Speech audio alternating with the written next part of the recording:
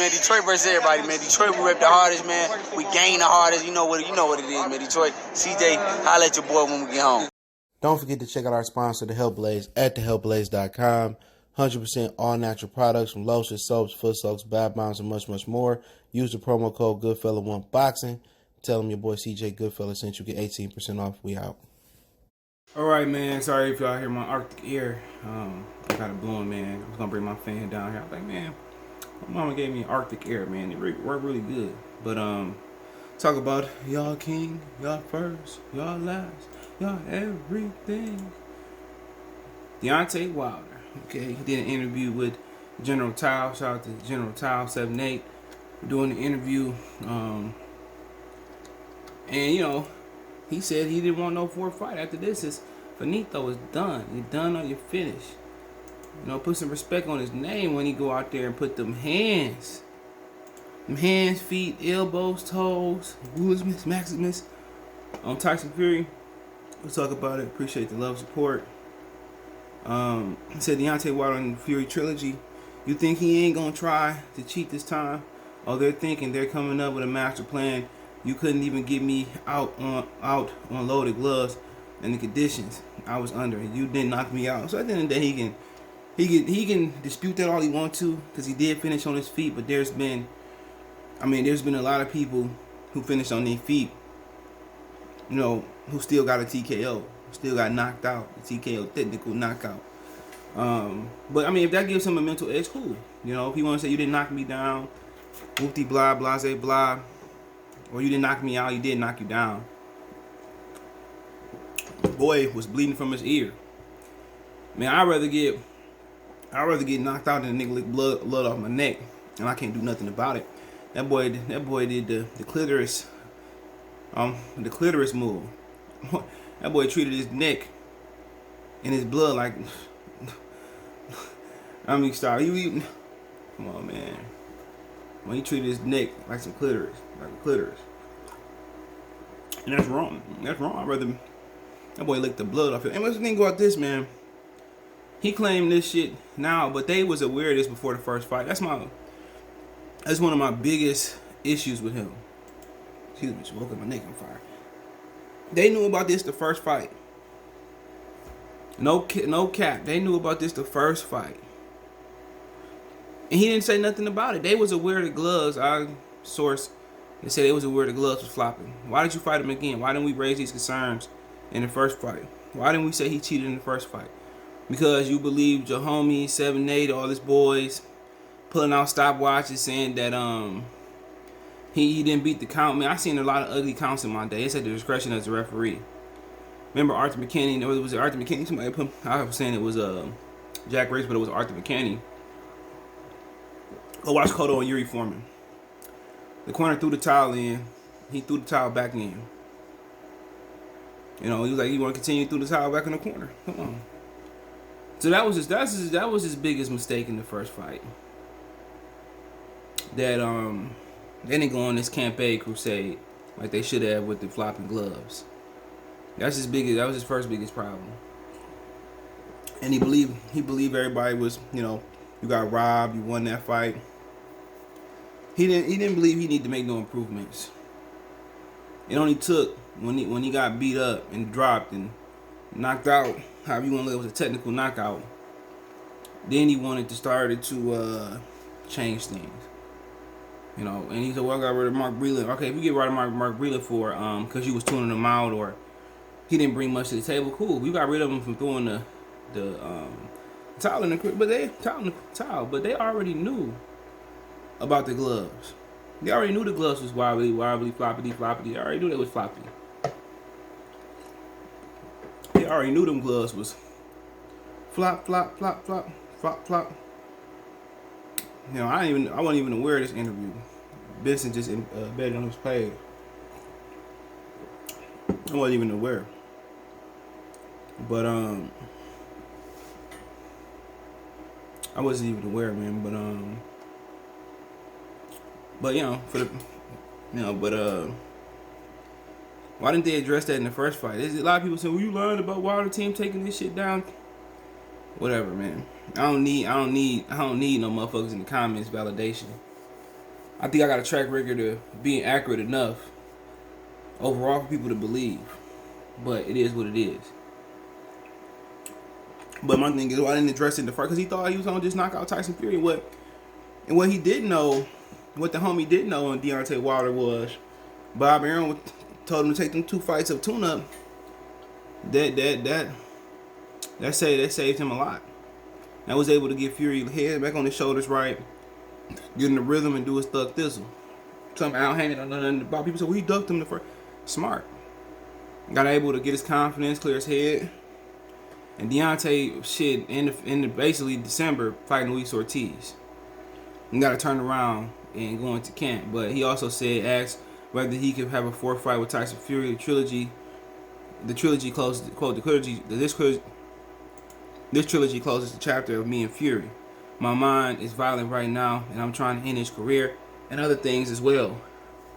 I'm going to let you fill in the blank. So, man, he putting a lot of pressure for him to go out there. Or, this could be the underplay for the overplay for the underplay, where he telling he want to be violent, he gonna come out there and box. Him and Malik is doing, man. Malik got him fighting with a rhythm. Malik ain't gonna teach him to be on his toes and want to turn the camp. They know that. So he ain't even fix the base. What they gonna go out there and do is hide that right hand and set the right hand up. I already know I see what they doing in training. Touching the body, making Tyson Fury, making them have to decipher where the right hand coming from. Using the jab more. When he uses it, it's beautiful. But the question is, Malik Scott can teach him everything he need to do. When he get hit in his motherfucking mouth, when he get hit in the body with a good shot, he get hit with a good shot in general. Is that game plan go out the window? Can he stick to the game plan? When everything is going wrong. Is he gonna remember the jab when he in doubt? Is he gonna remember these things? $1 million question, man. But we'll see. People say, Chris Colburn, people saying, well, how can somebody who knocked out teach you something? It's gonna be interesting. People forget Malik been around for a while. Malik been in this camp for a while. So, it's gonna be interesting, man. But about the trilogy, man. When he lose, I don't want to hear this nigga crying. I got cheated again, and I won the 4th fight, and nah, nigga. Even if he win, I don't want to hear that shit unless it's mandated. Unless it's mandated, I don't want to hear. I deserve a 4th fight. Blah, say blah. This, that, the third. Nah. I could do that a bad decision.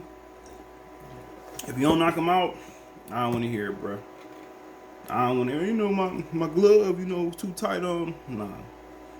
Deontay Wilder's excuses end July 24th. Deontay Wilder's excuses end July 24th. This is Reckoning Day. What Wu-Tang say, this is Assassination Day. It's Reckoning Day. This is what it is, If you don't win this fight, retire. Unless Anthony Joshua willing to give you a shot in the near future. I don't want to see him fight no more. After this, people say, well, after 2 losses and after the buffoonery that he did this camp, after excuse making, I hope that it's validation and Tyson Fury did cheat and he go out there and knock him out. He deserved it. But if that white boy go in there and get down on him, boom, bop, boom, bing, bop, boom, bop. Get out of there, man. Get out of there, because I'm saying it for his own good. Because you got to come up versus guys like Tony Yoka and motherfucking guys like Harkovich and FN Jabway, Hunter, Joyce, Park. And people already know how to beat you. Not, if you go in there and get knocked out again, people know how to beat you. Fury laid the blueprint. Do you really want to go back to making $2-3 million a fight fighting Otto Wally? They're not going to scrape up $20 million to keep up with Joshua no more. So this is do or die. And I ain't talking about Chicago, the rap group. This is do or die. If he lose again, even if it's competitive, he lose a split decision, and Fury look human, I think we all can admit that some funny shit was going down. If it's competitive and go to the decision. Now, if he go out there and get his eyebrows black again, motherfucking ears bleeding again, I don't want to hear nothing else about it. I'm being fair. But I'm hoping that he break up that Anthony Joshua Fury fight.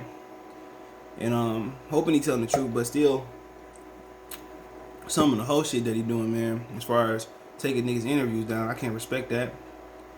You know, if he want to sit there and play the role and lie about that, it is what it is. It's plenty of interviews that's out there talking shit about Tyson Fury and everybody else. It's plenty. It's plenty.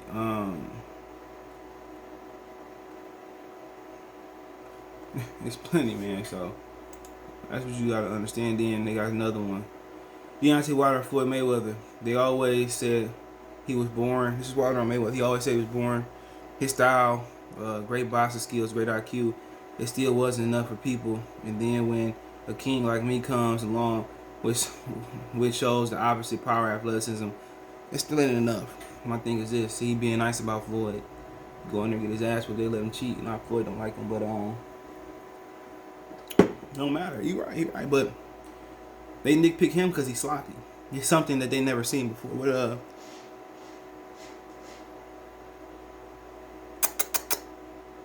Chihuahua trying to get through my barrier. I'm gonna let him in a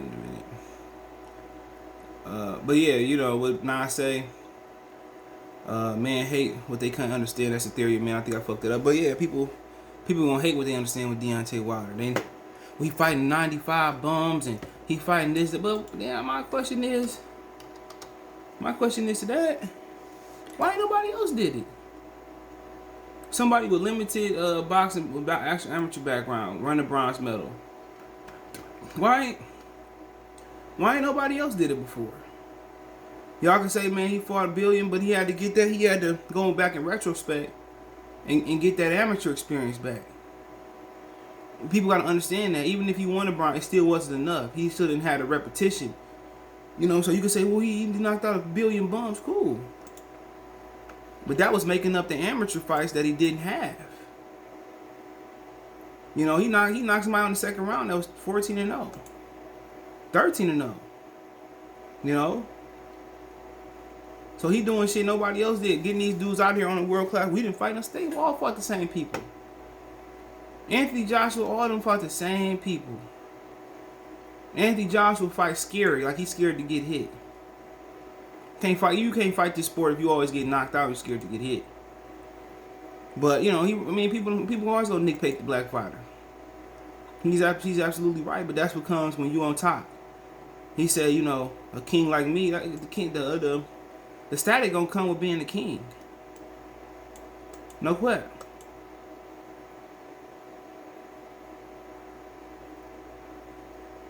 That's a fact. A king gonna deal with the static. A king gonna expect the static. But yeah, of course, that's when black fighters on top, that's why they nitpick. It ain't too many other ethnic groups who can go to heavyweight and go down to the lower weight class and everything in between to dominate. You know, from Sugar Ray Robinson to Floyd Mayweather to Sugar Ray Leonard, Thomas Hearns, Duran, Roy Jones. I mean, you go up and down the scale. You know, from heavyweight, Vander Holyfield, Mike Tyson. This is why the media is kind of a little bit touchy towards black fighters, because it's a huge Jack Johnson, Sonny Liston. Sonny Liston had 15-inch hands. Ain't too many people walk this earth. In the NFL, I think the record is 11.5, 12. But yeah, let me know what you guys think. Don't forget me on Facebook, Instagram, Twitter, all my social media links description. Faster reach me is Twitter, then Facebook, then Instagram. Facebook group link there as well too. All my social media links there, all the links there. Hit me up there. Want to make a financial donation? Cash App CJGood313. That's the description. PayPal link there as well too. Best way to donate, share the video. One time, good for the Sports TV. Other than that, peace. Belief about I'm on the phone. You on the phone? Yeah. You looking at my baby? No, I ain't looking at right? No, I'm good. You sure? Yeah, I'm good. All right, man. Next time we come outside, don't be staring and shit like that. I don't like that. I wasn't looking at him. Hey, you. Yeah, I'm talking to you. You right there watching this video, waiting for this live stream to start, or just watching the membership video, man, and why you should join the membership. Let's talk about it real quick, expeditiously. We got the 3 levels. You got the rookie level, you got loyalty badges, you got custom emoji badges, and you have members on the live stream. As we get more people flowing in to join the membership, I have members only live chat. That means everybody can see the video that want to see the video, but only members will be able to chat. That's $3. That's a rookie. The All-Star, you get personal shout outs before the videos, maybe after the video, mostly likely before the videos. You give a priority to reply in the chat. So as soon as I see you, I reply before anybody else. Get early access to pretty much all my non-boxing videos there. $10 a month. Then we got the boxing pound for pound superstar for all my boxing boys and gals out there. Get early access to prediction and most of our boxing content, virtual video collaborations, and open debate. So, you know, you want to pre-record or go live and debate me for a whole video, you got early access to new videos. Some of the videos in the All-Star as well too. And priority reply in the comments. So I see in the comments you get priority reply.